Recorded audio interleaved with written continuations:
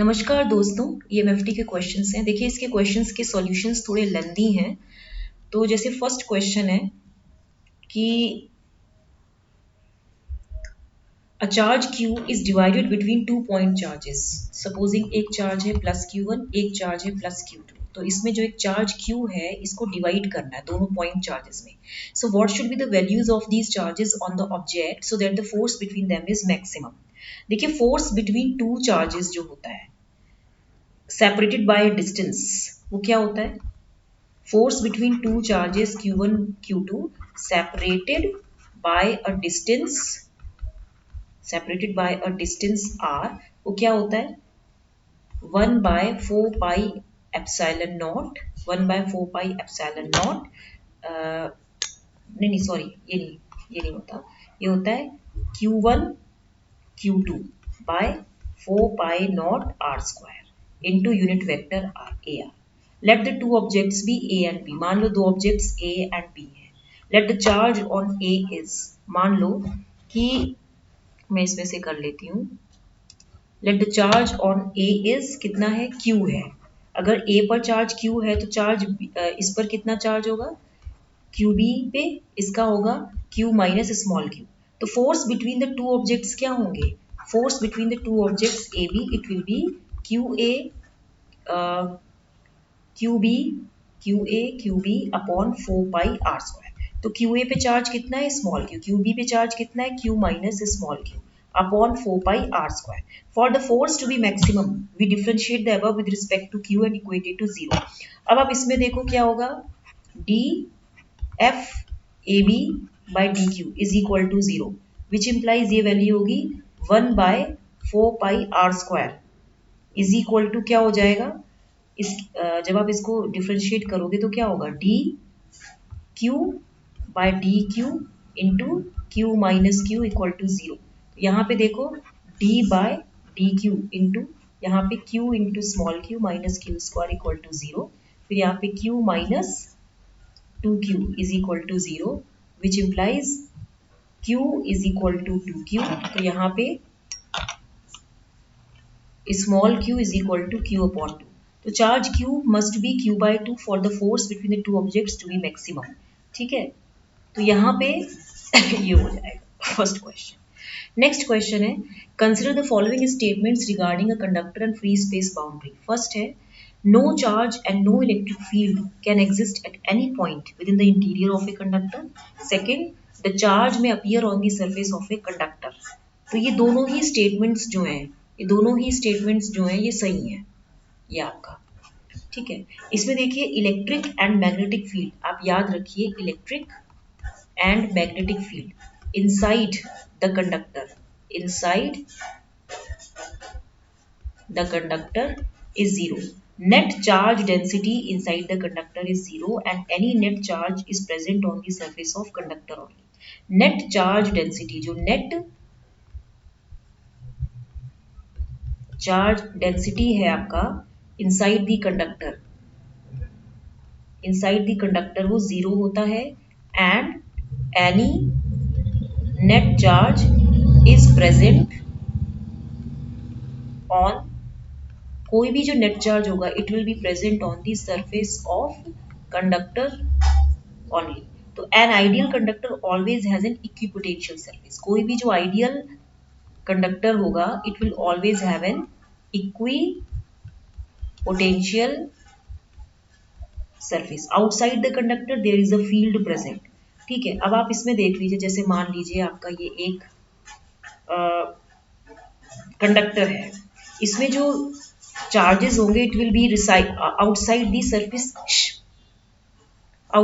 Surface of the conductor. यहाँ पे जो इलेक्ट्रिक फील्ड लाइंस हैं वो रेडियली आउटवर्ड निकल रही है ना, ऐसे 90 डिग्री पे ऐसे।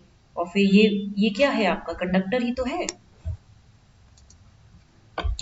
ये जो है आपका कंडक्टर है। यहाँ पे देखो V जो है सेम है, E जो है 0 है और Q जो है 0 है। तो यहाँ पे ये है और यहाँ पे E है। तो electrostatic field lines are normal to the surface. जो आपकी इलेक्ट्रोफील्ड लाइंस हैं these are normal. These are क्या होता है? Normal to surface at every point at the surface of a charge conductor. ये चार्ज कंडक्टर है। At the surface of a charge conductor electric field lines are normal to the surface. Second, electrostatic field is zero inside a conductor. ये जो है ये zero होता है inside a conductor. In a static situation, interior of a conductor contains no excess charge. तो electrostatic potential at any point throughout the volume of the conductor, ये conductor है, इसके throughout the volume, पूरे whole volume में जो electrostatic potential होगा वो constant होगा, मतलब सेम होगा। And the value of the potential at the surface of conductor is equal to that at any point inside the volume of the conductor. जो potential की value है at the surface of conductor, value of potential at the surface of conductor is equal to that at any point inside the volume of conductor। तो ये इतना आपको पता होना चाहिए। इसलिए इसका जो इसने लिखा है कि no charge and no electric field can exist any point within the interior of a conductor because electric field and magnetic field that is net field जो होता है इनसाइड द कंडक्टर वो जीरो होता है, और net charge density भी जो होता है इनसाइड द कंडक्टर जीरो है, और कोई भी जो नेट चार्ज होगा it will be present on the surface of conductor only. तो इसने बोला द चार्ज में appear on the surface of a conductor, मतलब ये जो चार्ज है ये on the surface of a conductor होगा। तो ये इसने सही बोला है क्योंकि कोई भी जो चार्ज होता है वो कंडक्टर की सरफेस पर ही फ्लो रिसाइड करता है। ठीक है, नेक्स्ट क्वेश्चन है कि a charge q is placed at the center of the open end of hemispherical vessel. The total flux of the electric field to the surface of the vessel is। अब आप देखो इस question में आपको इतना पता होना चाहिए कि ये गॉस लॉ से रिलेटेड क्वेश्चन है। ठीक है, it is related to the Gauss law. Gauss law states that the total electric field flux out of a closed surface, कोई भी एक closed surface है तो इससे इस closed surface के ऊपर जो electric flux है आपका it is equal to the charge enclosed divided by the permittivity, मतलब phi s e dot ds is equal to q by epsilon naught। तो गॉस लॉ फॉर्मूला क्या है, फाई ये फ्लक्स है, this is equal to Q by epsilon naught है, where phi क्या है, total flux है, टोटल फ्लक्स है, and total charge within the given surface q है, ये क्या है, इलेक्ट्रिक कांस्टेंट है। तो इतना आपको पता होगा कि electric flux in an area जो भी है किसी पर्टिकुलर एरिया में कन्फाइंड जो इलेक्ट्रिक फ्लक्स होगा it is defined as the electric field multiplied by the area of the surface, मतलब यही। ठीक है, projected in a plane and perpendicular to the field. According to Gauss law total flux linked with a closed surface is 1 by epsilon naught times the charge enclosed by the surface. ठीक है, अब आप इसमें जैसे इसने question दिया है कि मान लीजिए ये एक वेसल है, ये एक वेसल है, इसमें एक चार्ज पॉइंट क्यू है, creating a Gaussian surface. Gaussian surface हमने ये बना दिया। ठीक है, the total flux to the spherical Gaussian surface will be phi is equal to q by epsilon naught। Since we are required to find the flux to the surface of a hemispherical, हमें hemispherical vessel के surface पे flux निकालना है, तो it will be half of the total flux।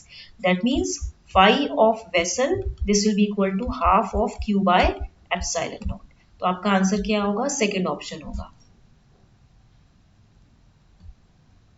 Next question है कि sorry इसमें ये कट गया थोड़ा सा, इसमें लिखो आप to concentric hollow spheres of radii r1 and r2 with r1 greater than r2 having respective charges q1 and q2 distributed uniformly over their surface, electric flux density at a Gaussian surface of radius r will be।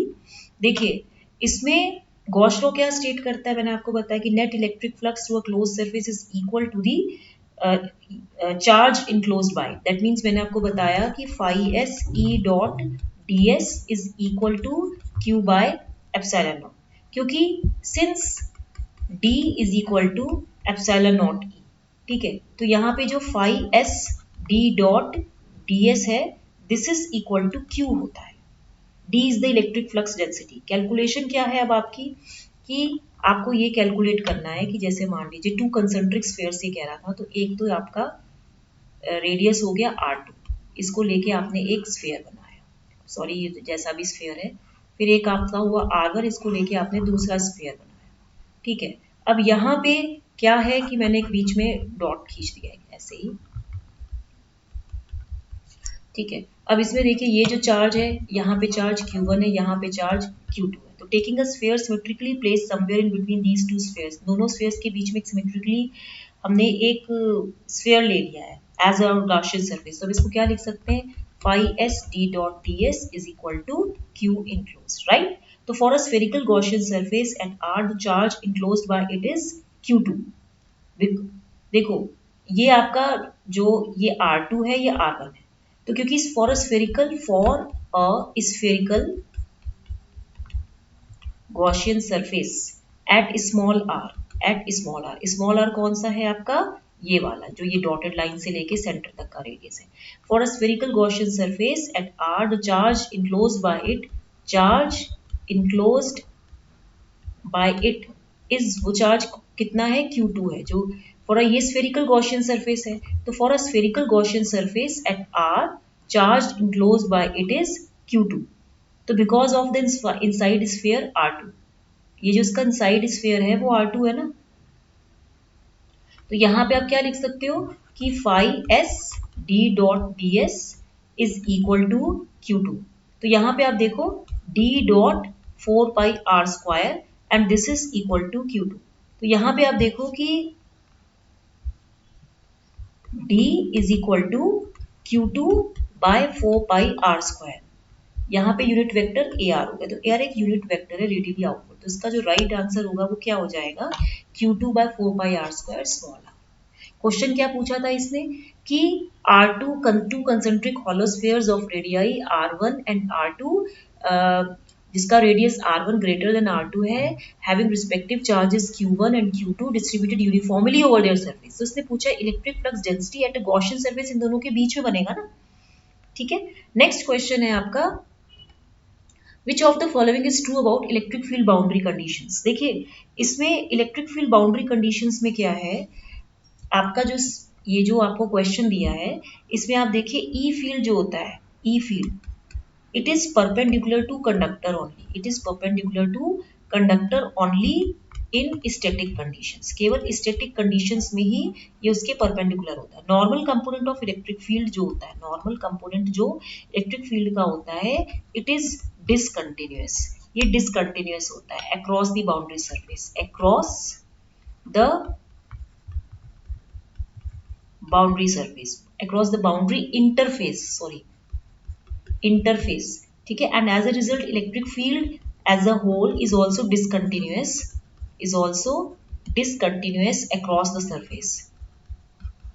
Across the surface, ठीक है। तो boundary conditions जो electrostatic fields की होती हैं वो कैसे define की जाती हैं कि E1t is equal to E2t, means tangential components are equal across the boundary interface.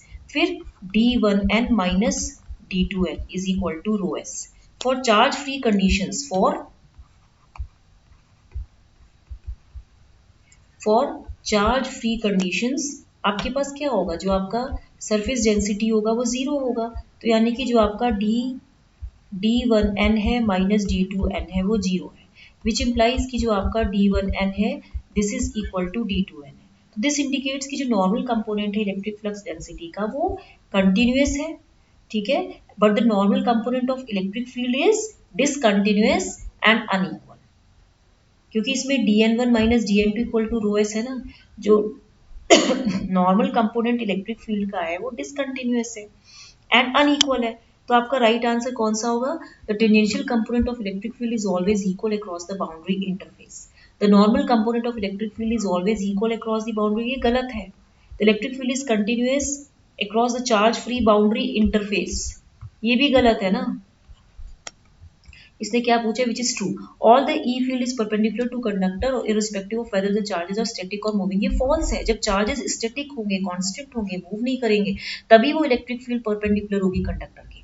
Tangential component electric field का जो होता है E1t इक्वल टू E2t वो हमेशा इक्वल होता है, लेकिन जो नॉर्मल कंपोनेंट होता है इलेक्ट्रिक फील्ड का ये इक्वल नहीं होता है, डिसकंटिन्यूअस होता है, it is always discontinuous and unequal, ठीक है। तो ये आपको पता होना चाहिए। तो अगर आपको मेरे पढ़ाने का ढंग अच्छा लगा हो, मैंने आपको 5 क्वेश्चंस कराए हैं, ठीक है। कितने क्वेश्चंस कराए मैंने, एक मिनट, मैंने आपको जो क्वेश्चंस कराए हैं उसमें से कितने कराए हैं कि चार्ज क्यू, हाँ यही कराया ना मैंने आपको, ये 5 क्वेश्चंस कराए ना मैंने। तो ये थोड़े लेंदी थे, इसीलिए मैं कम करा रही हूँ। इसको लाइक शेयर सब्सक्राइब करना मत भूलिएगा। Thank you.